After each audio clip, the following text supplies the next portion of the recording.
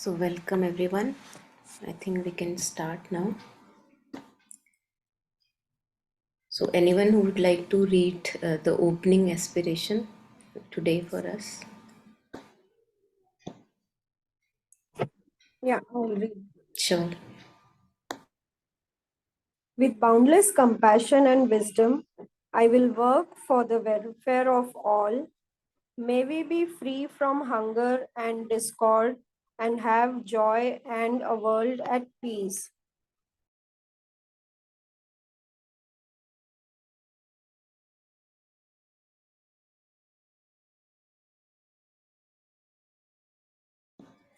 Thank you.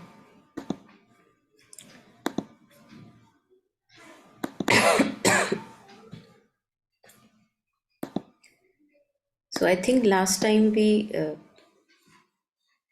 left in the beginning of page number 13 for those who have the hard copy of the book. So, let us start maybe taking an overlap. Yeah. So, from page 13, beginning paragraph, I think. Here our text says, maybe we can take it up from here. Yeah, anyone who would like to read it out aloud for us? Yeah, I agree. Here our text says, to that end, to listen, reflect, and meditate day and night without distraction is the practice of a bodhisattva. Well, day and night without distraction might be a bit much, but we have to study. But back to this theme of a precious human birth. What makes this human birth so precious? Say we are born in a country where we are allowed to think what we want. Consider how many countries in the world would not allow us to think what we want, or just go and change our religion, or read books on religion, or go to dharma centers. In many countries of this world, either there are no dharma centers and the word Buddha is never heard, or there are dharma centers but you are not permitted to go because you belong to another religion. This is much more common than we might think if we live in countries like India, the United States, the United Kingdom, or Australia. So we have our human birth, we are relatively healthy, and we can think, our minds are clear. We have the freedom to think what we want, to read what we want, and we have an interest in dharma. That is the most important of all. Do you realize how rare that is? How many people are really interested in any dharma, not just to get the gods to make their children healthy and pass their exams and get more money and a better job, which is mostly what people pray to the gods for, but in the sense of really wanting to transform themselves? How many people go to the temple to pray for enlightenment for the sake of all sentient beings? How many people even go to the temple to pray for the well being and happiness of others outside of their family circle? Even to have some aspiration outside of our own self interest is rare, very rare. Do you want me to continue? Yeah, I think you can continue. It's like in continuation. So, yeah, you can continue. I was brought up as a spiritualist, and every week we had seances at our house. At that time, I was around 7 or 8 years old. Even at that young age, I noticed that everyone wanted to get in contact with someone who had died. And they asked these spirit guides things like, my Aunt Edith is having an operation next week. Is she going to be all right? I thought, here we've got these people on the other side. Let's ask them something of meaning. They might know or they might have a different angle on it. I asked them, well, is there a God? I thought they might know. The spirit guides replied, well, of course, we don't really know, but what's going around in the spirit realms is that God isn't a person, but ultimately there is light and love and intelligence. So I thought, yeah, I'll buy that. Yeah, thank you. Yeah,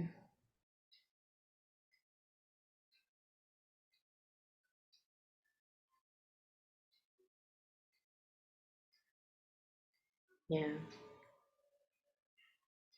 Yeah, any thoughts, any reflections are welcome on what we just heard and read.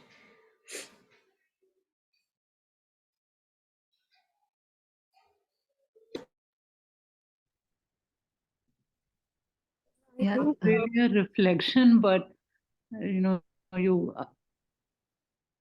associate with what they said about going to the temple and praying for children to pass an exam or to get a better job and a promotion rather than anything that really has any value.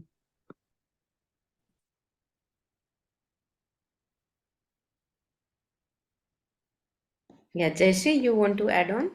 yeah, I had the same opinion that we all. I mean, I also always pray for myself and family, not as rest of like other than family members. Most of the time, we don't pray for them. It's like only me. Yeah. Yes, Taru? Yeah, so many reflections. How nice simultaneously. Yeah, this aspect about the preciousness of the birth, of my birth, particularly for me. Like saying this sentence sounds so cliche, right? That we are born in a country when we're allowed to think what we want and stuff. Like, if I were to say make a list of the things I'm grateful for, like an exhaustive list, maybe even then, maybe this would not cross me because the things that we are given, we just, they are so obvious actually that why would we not allowed to think what we want, and yet it's happening right all around us. There's so many countries where so much oppression is happening, communism is happening, and still when I see something or when I hear about something, I do feel bad. I could feel angry, frustrated. You muted. Yeah, yeah, Yeah, yet I yeah. don't realize that, oh, I have this, right? Like, it doesn't feel like something, this is grace or this is something that I could not have had. So, even in that book, 12 Years with Sri Aurobindo, I mean, I don't know the title, where, just as they had shared that when Hitler started rising in power, how Sri Aurobindo suddenly started favoring, the allies. Like, he was wanting to help the British to, defeat that Asuric Shakti. So it's like, and, it was how like that if that would win, we would not even have the basic human rights. Like, it's unthinkable. So even just, the flexibility that how you change sides, right? Like where the fanatics were, that how could he support British, right? When we are anti-British, and yet always look at the bigger picture that, okay, I still have so much to be grateful for. Is really, it's just again, it is there. It is a fact that I can worship who I want. I can read what I want. Internet is kind of, not tagged at so many places and restricted. So just the freedom of speech and everything is something to be grateful for, very materialistically grateful for, not just in, the subtle realms and all. So this is very important that, yeah.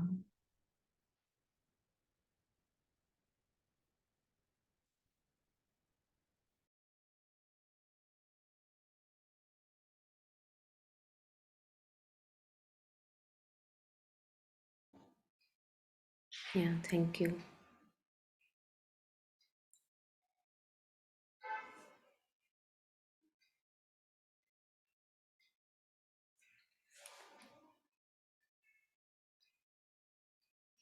I think it's good to keep reminding, as we say, Sumiran again, not only remembering the divine, but also as all of you were sharing, and you just shared that to remind ourselves that how grateful we can already be, while because of our forgetfulness, our focus again and again gets stuck in what is missing in my life.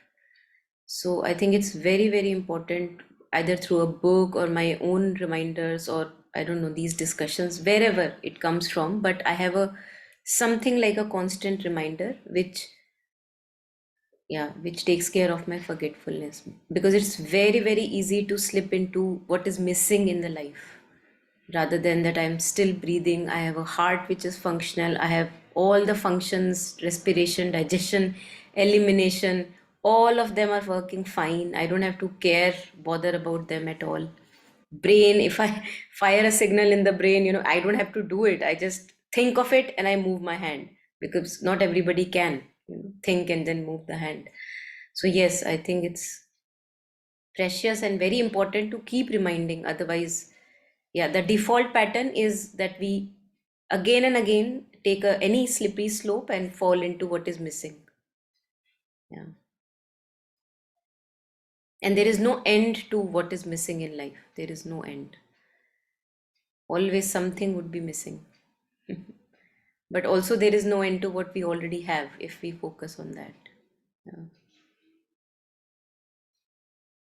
I think this reminds me of a very interesting story I heard long time ago, and it keeps on coming up again and again.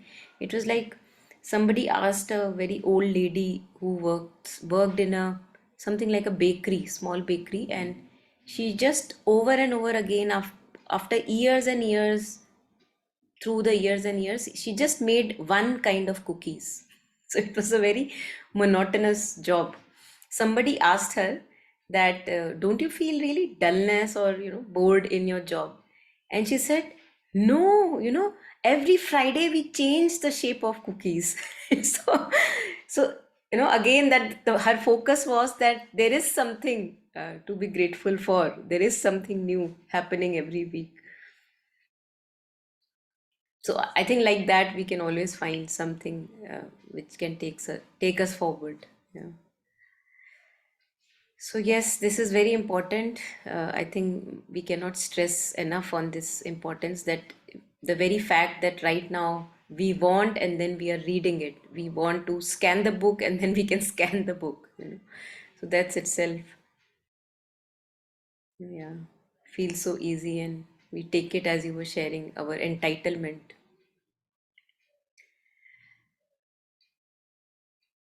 So that's why the motivation, that now that my health is there, now that I can, that's why I must.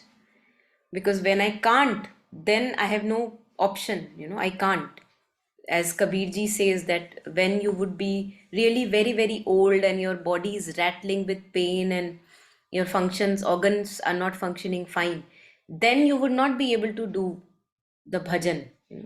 So he says that before that time comes where you are unable to focus on your breath, unable to chant divine's name, right now when you are in good health, good state of being, now do it. Don't procrastinate it. Don't procrastinate it.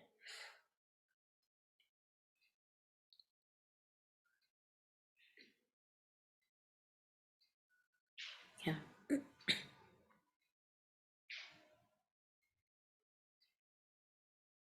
And also, as what Jayashree was sharing, that to observe that we don't even pray for people around us. We just keep praying for our own self, that the lack that we feel again and again. So I think we can slowly, if we observe this, slowly we can expand our hearts. And whenever we think of my own pain, my own missing, my own lack as the very practice of Tonglen, it connects my pain with all the people's pain.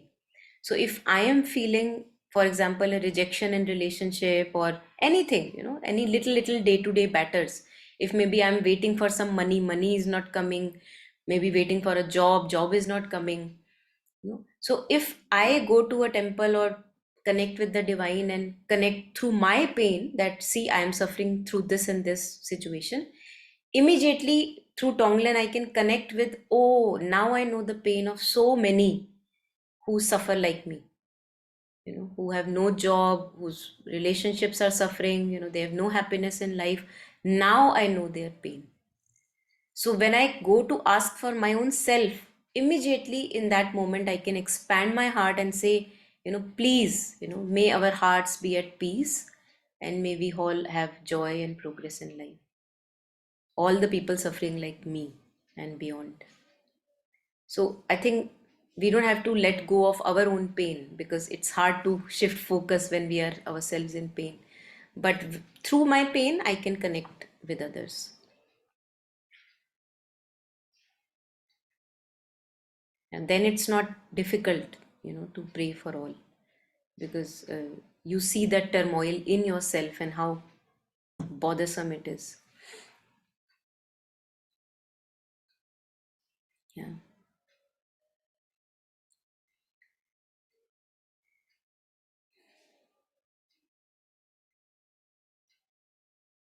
I think this paragraph, this one, reminds me of that Taru knows. Okay, Taru, go ahead.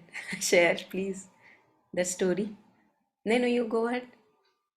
Swami Vivekananda? Yeah? Yeah, no, you share it very nicely. I that also, yeah, reminded me exactly of that. When Swami Vivekananda, they say that he would, whoever he would meet, a guru, a mystic, he would say that yes, you can answer my questions, but can you make me meet God?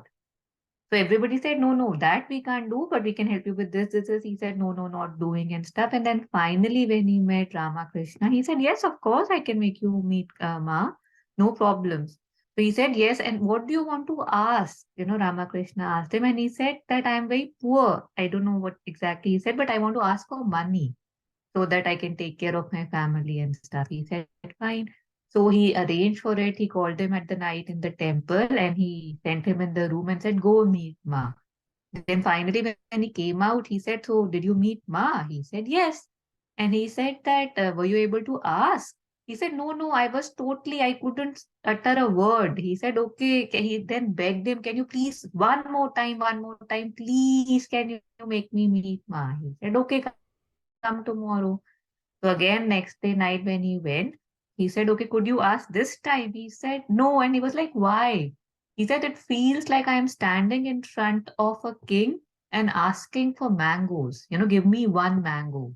So how do I ask her for money? And, even in one of the talks that I think we had heard, maybe Atisha's verses, I don't remember what. No, no, I think it was Alokta in the festival one. He had said na, that what do we pray for, right? We just pray that, so that my locker is full of money. And, then the divine says, okay, if this is what you want, take it. Like, I don't even know what to ask. Like, I am so restricted to the body that and I know I'm seeing death all around me. Like, we are addicted to news and newspapers, and yet the me which thinks that, okay, that's not me. It would not happen to me or my family. It's just unbelievable. And so, what do I want? What do I ask for? What do I pray for? And, when one reads something like this, to even have an aspiration outside of our own self interest is rare. So, right now, if I'm struggling with aspiring more, and I read the sentence that, okay, I have to aspire for the whole world, or whole cosmos or something, it again makes me realize that, I'm stuck here and there's so much more to be done. And somehow it also pushes me, right? That, okay, get out of your little self, get out of your little self, because there's so much work to be done. So, yeah, thank you.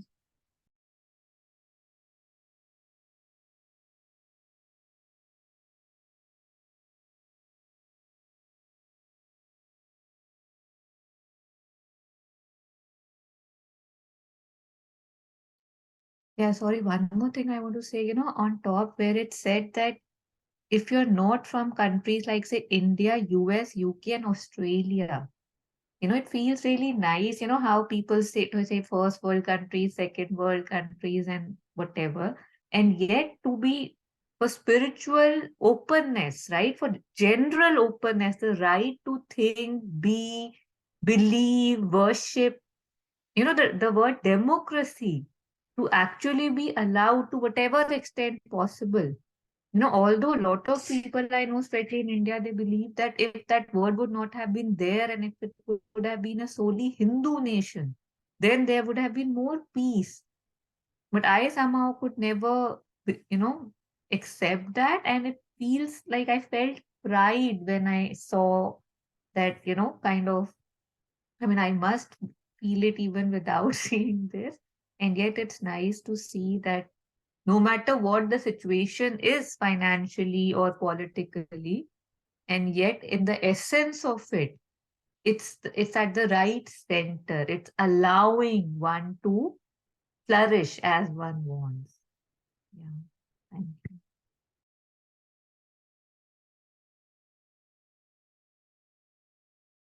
you. This reminds me that this really connects with how Mother and Sri Aurobindo talk about, say, psychic being the center of our operation, that each individual has his own unfolding in life and that has to be respected. So I think India, to a far extent, because of the spiritual roots, has been able to uh, give that kind of a freedom, that so many religions, everybody, there is a mosque next to a temple, next to a gurudwara, all of them around, and each one is able to be free in their expression and also respect. I think riots etc may be one and off thing, but mostly there is a harmony that exists. So, which reminds me that this would also connect with that each individual has their own unfolding of life, which is the psychic unfolding. And that's how they share that in integral education. That's how the children should develop, that we should not distort and hammer children into equal and same size pieces, rather than to respect and, yeah, honor their unfolding of life. Yes. One more thing, I don't know where I read it. Recently, I read it that mother was saying that even surrendering or the even physical transformation would come. I don't think it was physical transformation, but definitely surrendering that would comes more naturally to say somebody living in India, and compared to the West, because so many spiritual beings have decided to take birth in India. So in general, there is more openness and more, yeah, we know our place. We know, okay, if somebody will say, yahan jog, yahan matha take, right? And even if we don't believe, and there are people around me who don't believe, and yet when they'll see a temple, they'll do this, or it's like we are doing it even without realizing we are doing it. And I think it does add something, right? It just does reflect something and say, I don't know, even worshipping rivers, right? Like, or trees. It might sound like uneducated, and yet because I want to worship, I'll worship everything because everything is giving me something. So it's so gratifying, and not gratifying, but so full of gratefulness to be born in such a country where this is part of the basic stuff, right? That this, okay, where do I bow my head?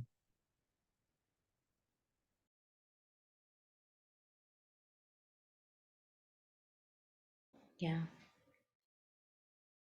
There is a couplet of Kabir I'm reminded of. It's called, on bowing down the head.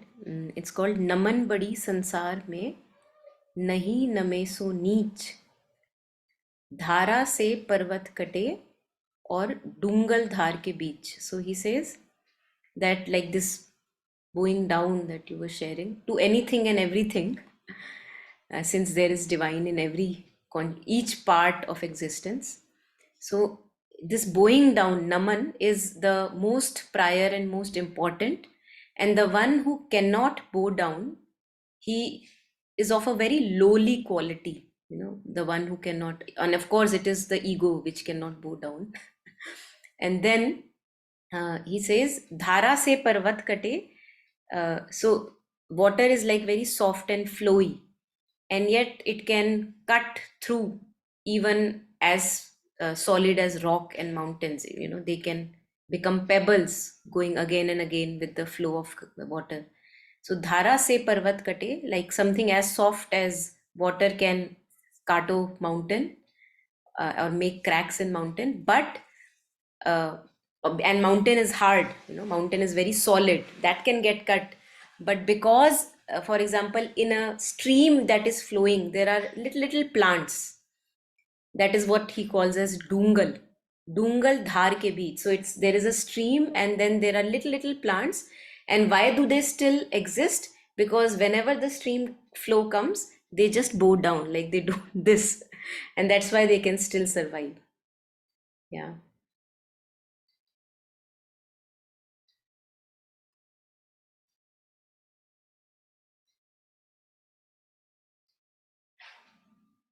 एक और भी है, I think another one on this bowing down is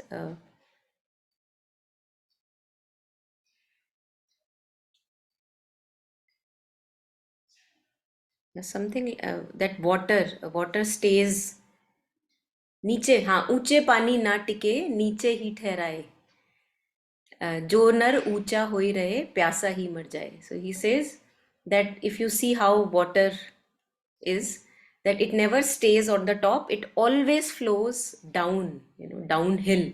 So ऊंचे पानी ना टिके नीचे ही ठहराए, जो नर ऊंचा होई रहे, the one who is always in pride, vanity and arrogance, that one will always remain thirsty, because the water always is downhill, to be found downhill. So your thirst can be quenched when you are grounded and not when you are high up in the air. Yeah.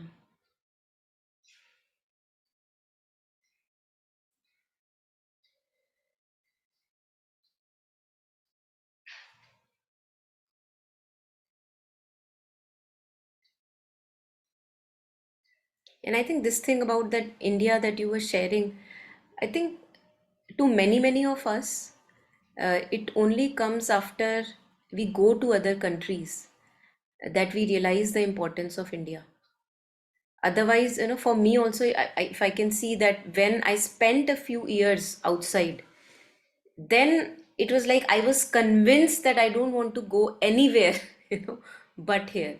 But before that, I was not convinced, because many a times there are desires and ambitions, and you think that this is where it will be fulfilled, but I don't know, maybe it was just my calling, I can't say that, maybe it was, but I feel that it's only after we lose something that we realize how important it is. Same with everything, I think each function of our body, if we happen to lose it, then we realize how important it is. Yeah. I think that depends on how much you love something, right? Yeah. Like, Yeah. because even today, to come back from a Western country is not very common. Like, I know so many people who are just like, desh jana hai, in the US from the last 30 years, and yet just saying desh jana hai, but they are so set in their ways, so happy with the amounts that they are getting, the way the life is. No, they won't even look at what is the quality, and yet because materialistically it's so easy to buy a house, it's so easy to buy a car, right? Loan rate is so cheap, the quality of life they say is very high. So that desh jana is just, once you are drunk and you're high and you're sitting with two Indians, you will just say, yaar, mujhe desh jana hai. Otherwise, it's like, okay, 2 saal mein, 3 saal mein, one vacation of India is enough. So that is more common than somebody saying कि नहीं नहीं मुझे अच्छा नहीं लग रहा है.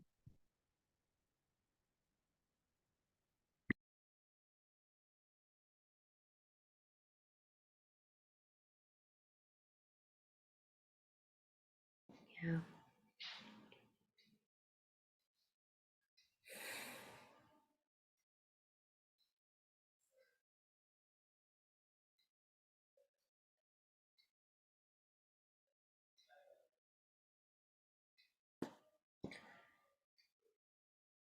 So I think we can maybe continue from here. Ultimately, there is light and love. Anyone who would like to go ahead?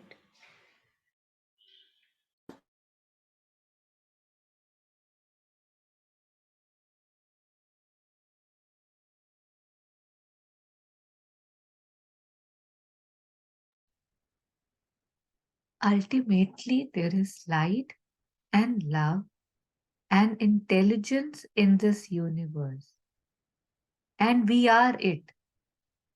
It is not just something out there. We carry it within us. This is what we are trying to connect with, our original light and love and intelligence, which is who we really are. It is important not to get so distracted by extraneous things, but to really remember why we are here on this planet and to realize why having this human body is so precious so that we do not waste our life again. Otherwise, we are living basically like a very trained animal. What do animals want to do? For instance, our dogs at the DGL nunnery want to be fed. They want to be comfortable. When it is cold, they snuggle up in the sheltered places, and when it is warm, they lie in the sun. When it gets too hot, they lie in the shade again. They are always seeking comfort. They want to eat nice food. If they are not being neutered, they want to mate. If a strange dog comes by who looks threatening, they will fight them to preserve their territory. But if it is one of their doggy friends, then they will play around together. Oh my God. This is so, I don't even know what's saying. Yeah.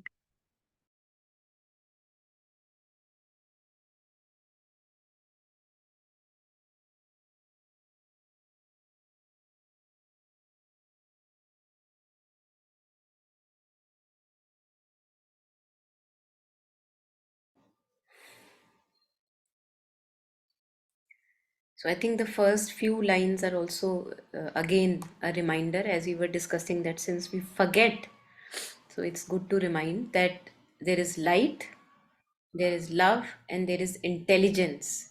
And this intelligence is, I think, is something which has even been studied by scientists, that we can see that each aspect of creation, little insect, which you may actually very easily not see and step on it, that also has intelligence. It exactly knows which way to go, where is its friend going, it's not lost. It's always able to track where is the friend growing. Little ants, we have seen how beautifully they create ant hills. How do they do that? Who is telling them? So we see that this aspect of intelligence, and even in stones and other things, trees, amazingly intelligent. Nobody is telling them what to do. They know where to get the water from, they know where to get the air and nutrition from. They just know it. Their knowing is there, intelligence is there. So it's an intelligent knowing which is present in each aspect of creation. And I think it's a good reminder that we too have light, love, and intelligence. We are it. We are it. We are not disconnected from it. And it is not just something out there, we carry it within us. This is what we are trying to connect with, our original light, love, and intelligence, which is who we really are.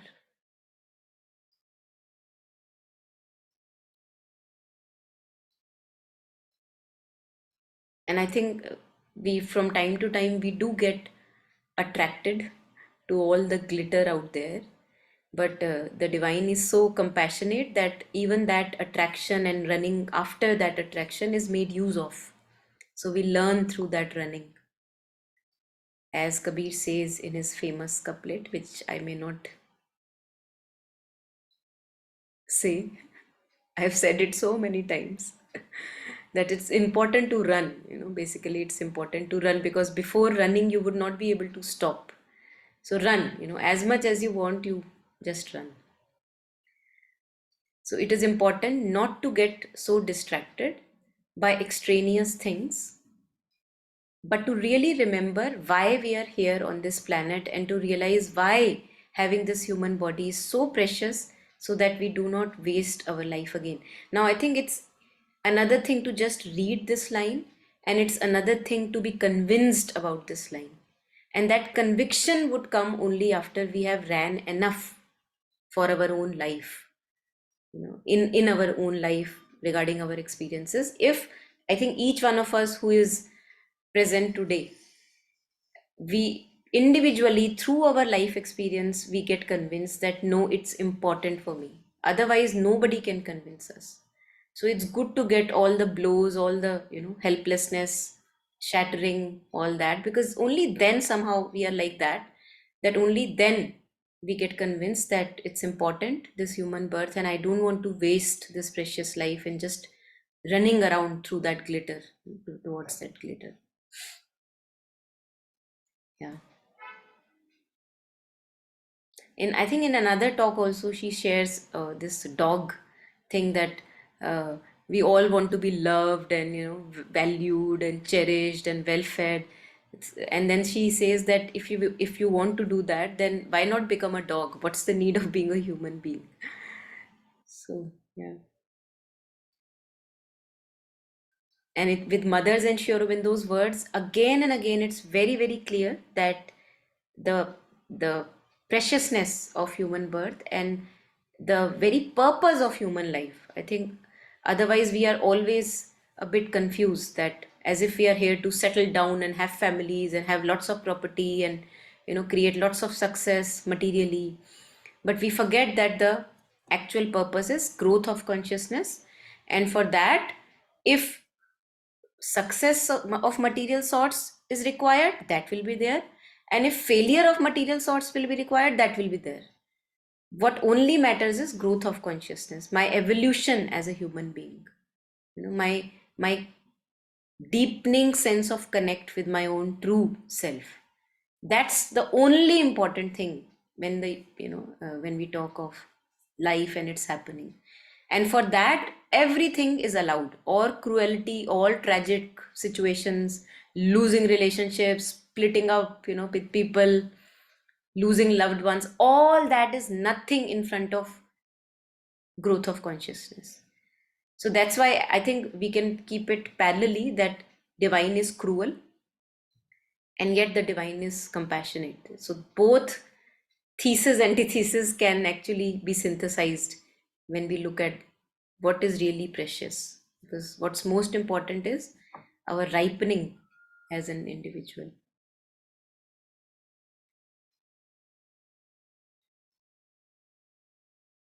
Yeah, anything here, anyone? When you were sharing, how about the different stages, because this, gain this, get settled and all. And we have heard it so many times, right? People giving other people advice, parents planning their kids' life or their own retirement, and yet we never give the end, right? We don't say, okay, get settled, have two kids, have a job, have a house, retire, and die. And we always miss that out. We always just very intelligently and cleverly, it's as if I will not think about it, or if I'll not put it in my plan, I am so clever that it would escape me, right? That this could be the reality or not, but this is not my reality if I don't think about it. Even in funeral homes, even in shamshar, sorry, bodies are burning. I've seen people just crack jokes and laugh, right? Because the reality of the thing, even for them to spend 5 minutes or 10 minutes in this reflection that I too could be dead, or he is right now on the pyre and tomorrow it could be me. It's too uncomfortable. So again, the joke comes, and like the close members are standing in front and crying, and at the back, people are cracking jokes. So, I mean, it just, and not criticizing anyone, but just that's the nature of me, right? That I just want to not look at it. As if by not looking at it, it will not be my truth, which is very, very weird that we don't go the complete picture, right? Like lot of people say कि अच्छा time pass ही चल रहा है ना मतलब कि let them be set in their ways and they are okay, they are just passing time. Time pass till what? They don't ever complete that. They're just passing time till they leave their body, right? Because that just sounds harsh. And yet it's not. It's a fact. If we can complete it, maybe they can change their habits and do more than time pass, which we don't. Yeah. Mm.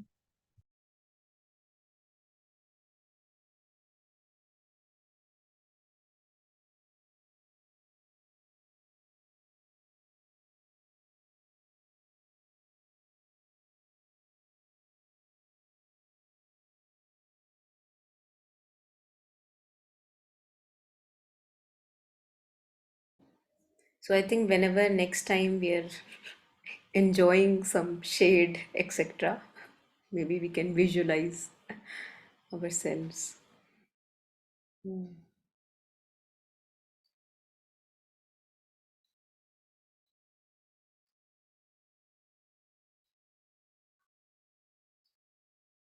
Yeah, it's a very good imagery that she has created here.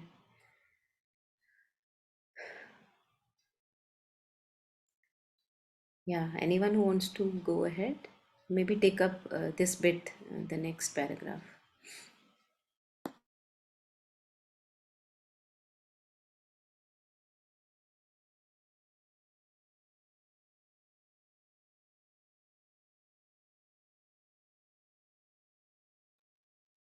I think I only can. Yes, Rinku, please go ahead. No, no, go ahead. It's okay. I thought nobody was reading. You can read that all.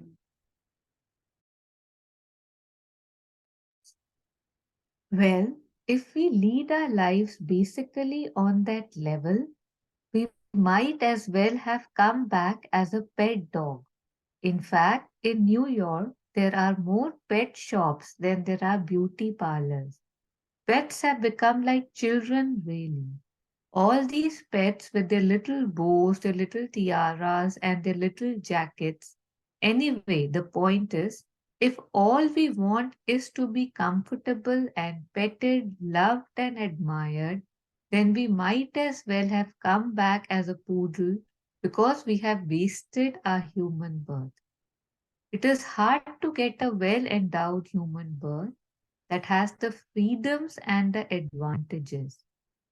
If we waste this opportunity now, it will be difficult to regain it in the future.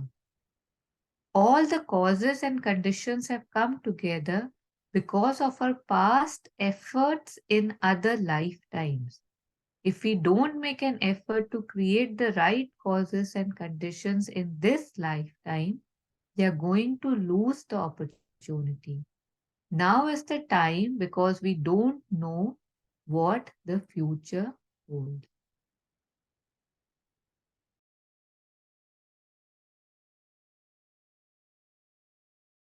Yeah, thank you. Yeah, any thoughts, anyone?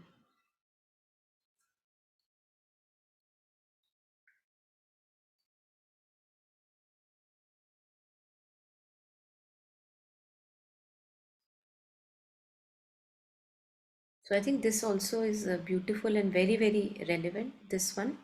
And in other talks, she's also, maybe she or other teachers, they've said that every time we act out of our ego consciousness, which is this sense of lack within us and this little separate me, every time we act following the dictates of our ego self, we are actually adding on to the baggage of karma.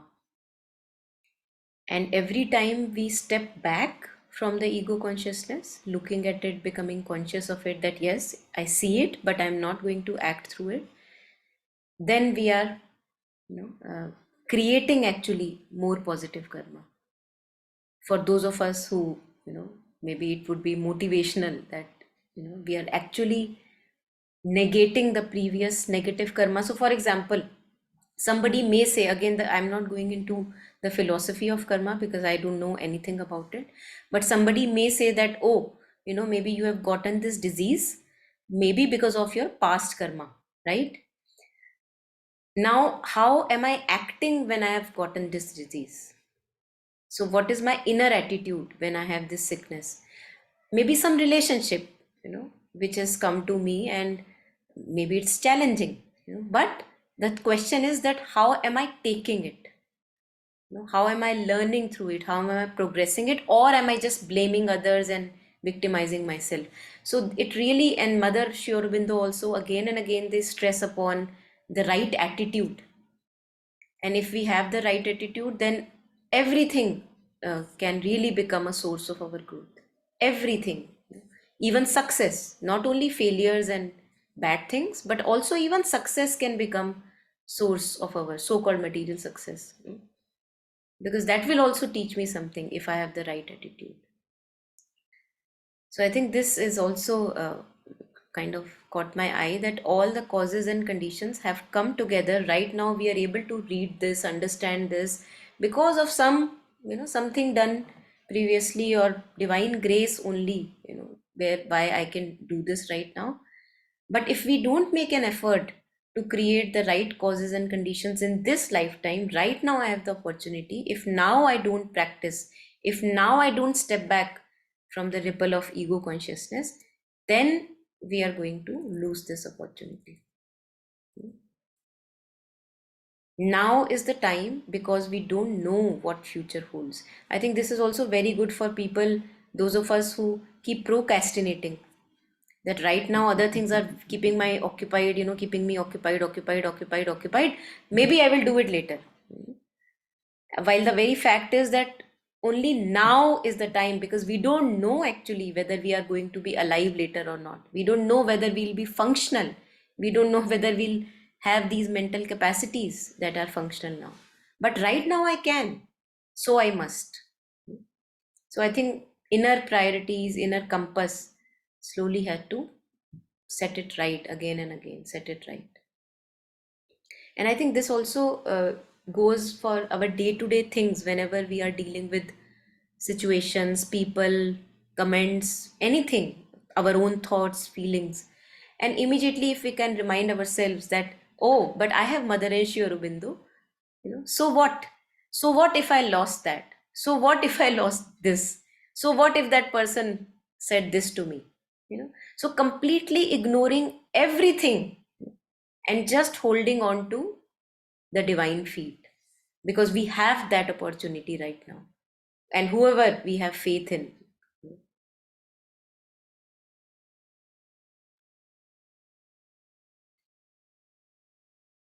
Yeah. Yeah, anything here?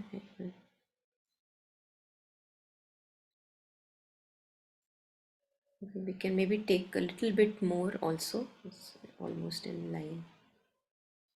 Yeah, if there is any reflection, please do share, and if not, then we can maybe take up this next bit.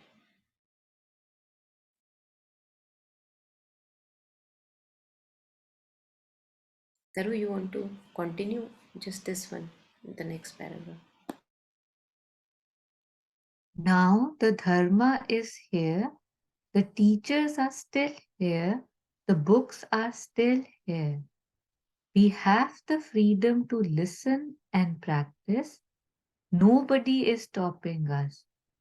If we don't make full use of this opportunity right now, then next time, who knows? Even later in this life, who knows?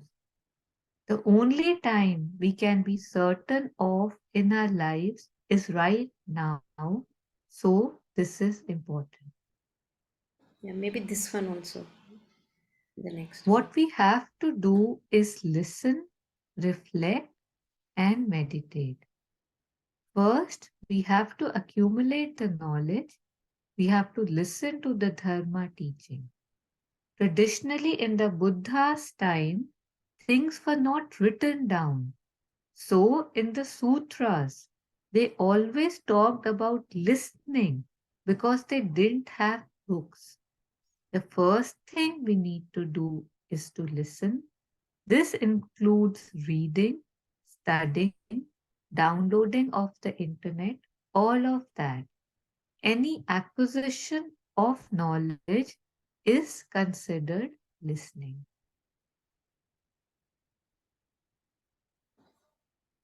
Yeah, thank you. I think next I don't know whether we stop here or maybe take this up. What do you think? I think it's a continuation. I'll हाँ just ले लो, read इसको भी ले लो. Yeah. Yeah. Listening means to study the Dharma. We take it in, we read about it, and we hear about it. But when we have to think about it, to reflect on it, I'm sorry, but then we have to think about it, to reflect on it. It is not enough that we just take it in. It is like food. We take a bite, but then we have to chew it in order to digest. We don't just swallow it in great big lumps. We have to think about what we have read, what we have heard, and really try to understand. If we have doubts, that's fine, no problem. We do not have to believe blindly. The Dharma says that we have to believe because we understand. If you don't believe something, then put it aside for a while or go study more.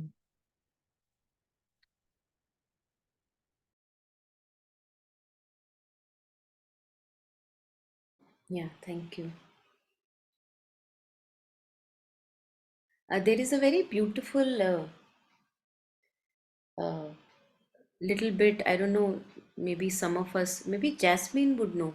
There is a part in Japji Sahib which is specifically on listening. You know that सुनने से क्या क्या होता है. So सुनो, सुनो, सुनो ऐसे कुछ करके है. Yeah, it's very beautiful. I don't know, Jasmine, do you know of this little few lines that come in Japji Sahib? I don't know if you have gone through it. And hi, hi, Yeah, Monica. hi, hi. I'm trying to सोचना एक तो है ना sorry. सोचे सोचना हो भी सोचना हो भी जे हाँ तो सोचे एक लगता सुनने किते चुप ना हाँ होवे सुनने पे भी है तो कुछ मैं एक बहुत ही सुंदर. sorry yeah no sorry I had a rough night. I was up all night. That's So, okay. If you so these were remember, things maybe I was you trying to can. remember. Yeah, Yeah, yeah, but you know, in general too, I think सुनते तो बहुत कम है ना हम, like true listening is kind of also part of being present. कि वो listening भी present से ही आएगी. So, and when you truly listen, I mean, I think somewhere even Shri, I loved one of the quotes from Shri Aurobindo too. It was about silence, you know, the listening that comes in the silence. Sorry, मैं थोड़े बीच में आई थी, so I don't know what the topic was, but about listening, I feel listening is so important. And even I feel मेरे को तो I even now I probably only listen 50% of the things, maybe less. You know, the more you get kind of aware of it, कि यार सुनते ही नहीं है, to be actual so many. So that's a practice. It's a continuous practice. I think यही एक कर ले तो शायद बहुत कुछ shift हो जाए. I'll let you yeah. continue. Sorry. Beautiful. Yeah, very important. Yes, very important. I think as Jetsunma shares that most of the time when we are listening to somebody, we are just repeating in loop in our head, what am I going to say? What is my opinion on it? What do I think about it? So that's why we are, as you said, we are rarely truly listening. Yes. Hmm.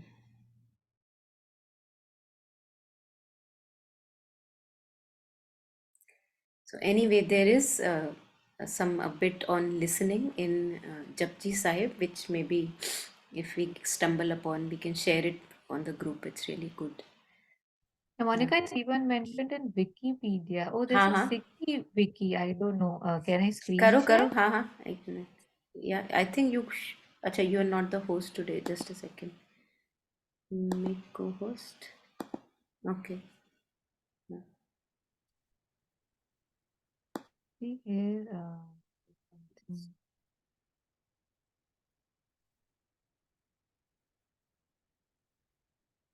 Guru Nanak in Japji Sahib wrote about the importance of listening.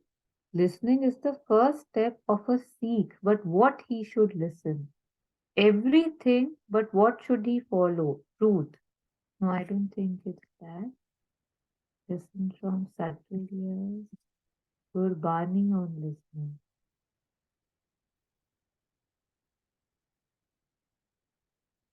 By Just, listening, one can. Yeah, yeah. sorry, you I'm take just it. going to be back. You go ahead, explore this. Okay, I'm bringing something here. okay. So by listening, one can have true contentment and wisdom. Contentment is result of active listening. The wisdom prayer meditation starts after contentment. If listener have no contentment, means he hasn't listened to anything. Now I remember this Suniye Sat Sat Gyan Suniye at Sat Guys Nand. But Suniye, it's I think taken bit out of context, but in Suniye it says listening in terms of more divine this thing, ke naam ka in that sense. So suniye dukh paap ka na suniye sat sat to gyan. By listening, your good and bad goes with by listening, you get santok means contentment and all that. So I think it's part of the thing, but the main essence about it is listening to the divine presence in that sense. Yeah. Yeah, beautiful. But then, Yeah, please go ahead.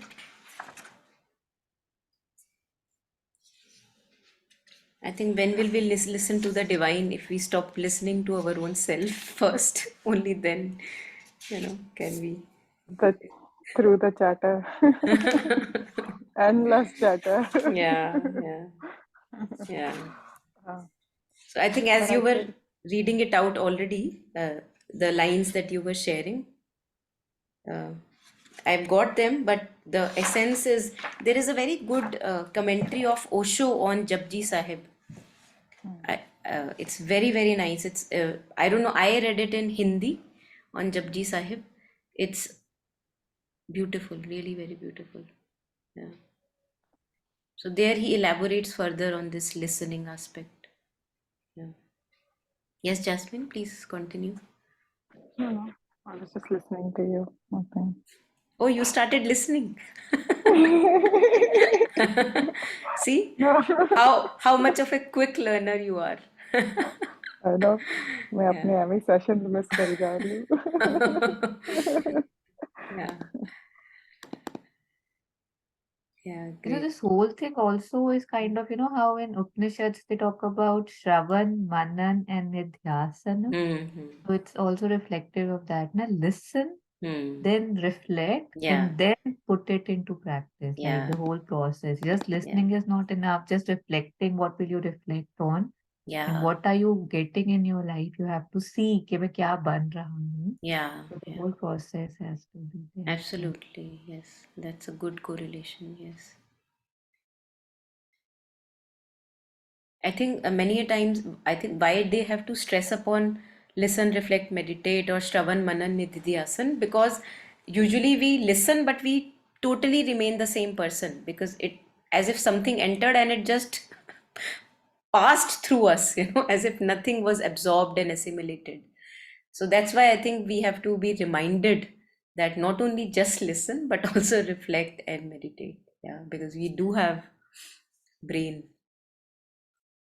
Mm.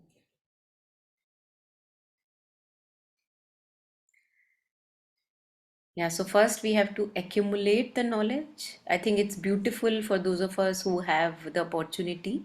And I think it's maybe not necessary for everyone to read because there have been many, many people who have, without reading, been realized and they've been inspirational people, no matter if they have not read, philosophized much. So, but for those of us who come through the minds, I think there we see that we have this golden opportunity that we can accumulate knowledge. We can read books. We can get to internet and explore stuff. We have to listen to the dharma teachings, traditionally in the Buddha's time, things were not written down. So in the sutras, they always talked about listening. I think this we very well know in India how orally things were given from guru to disciple and then go on and on and on. Yeah. Listening because they did not have books. The first thing we need to do is listen. This includes reading, studying, downloading off the internet, all of that. Any acquisition of knowledge is considered listening. So I think this is quite an expanded view of listening that we have been given here, that all this exploration that we do in our quiet times is listening, going through something. Yeah. Yeah, anything anyone wants to share?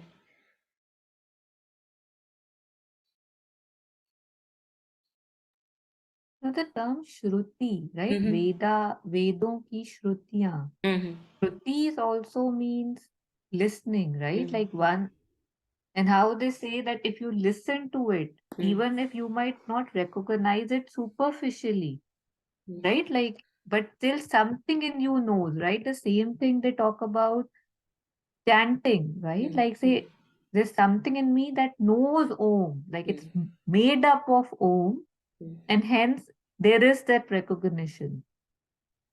Just this importance of Yeah. Shruti.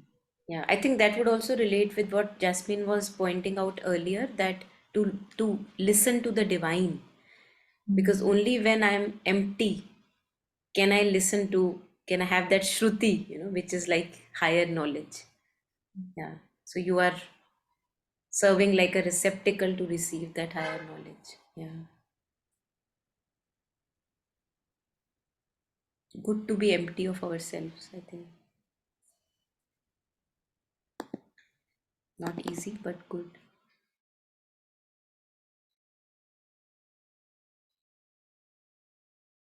And I think all of us do have shrutis, kind of intuitive, understanding. I think really none of us can really say that I never had any intuitive guidance. We all, from time to time, get glimpses, but it's another fact that the logical mind may interfere and then it may ignore that intuitive understanding. But we do get from time to time. Yeah. We have to just keep coming back to it.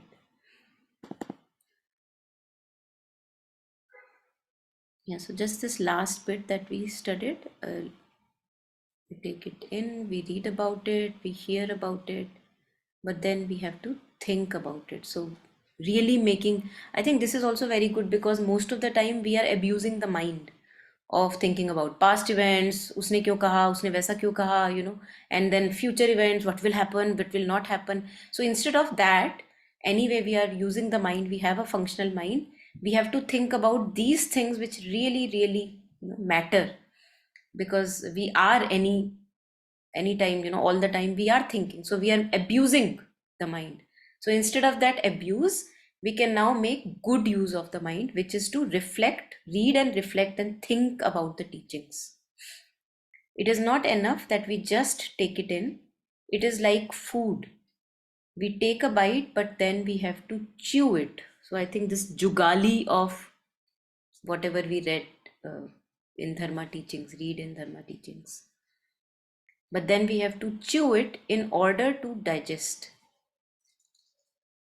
And while what we are ruminating upon is उसने सुबह मुझे वो क्यों कहा और उसने 5 साल पहले मुझसे वो क्यों लिया था और वो क्यों दिया था, all that jugali anyway. So I think we have to very understand here that we know how to think and we know how to ruminate.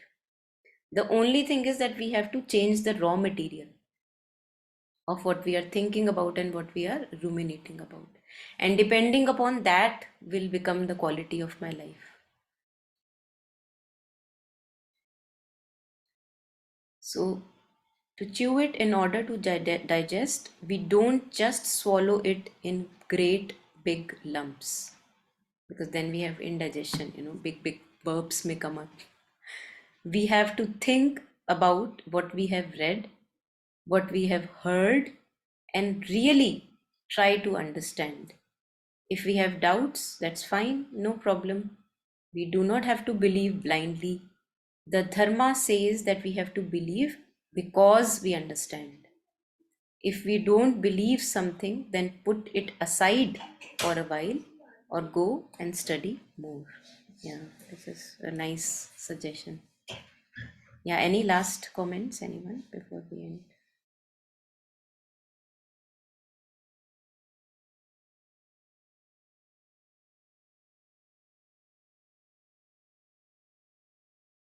So I think this questioning aspect we see, we are exploring this another book nowadays, 12 Years with Sri Aurobindo by Nirudh Baran.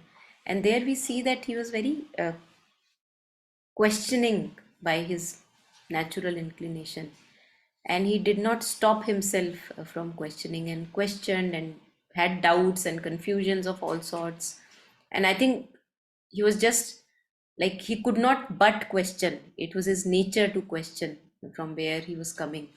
And because of that, uh, I think the amount of insights he gives us because of that questioning, the amount of like the weaving of the story he gives us, that's also very remarkable. So we must keep questioning if we have not really, really understood anything. That's really nice. Yeah.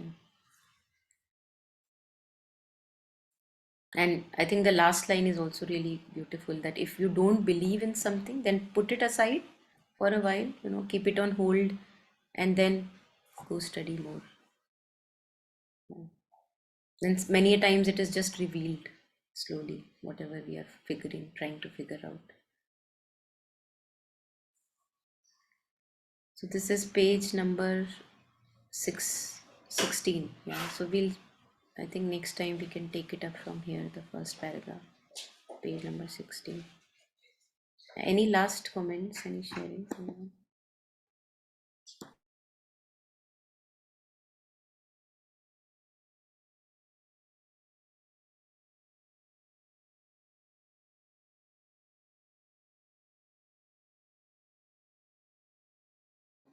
Okay, so before we end, let us take a moment of silence to ourselves, just sharing all the merit that we may have gathered. May all beings be well and happy. May they have peace in their heart and progress and joy in their lives.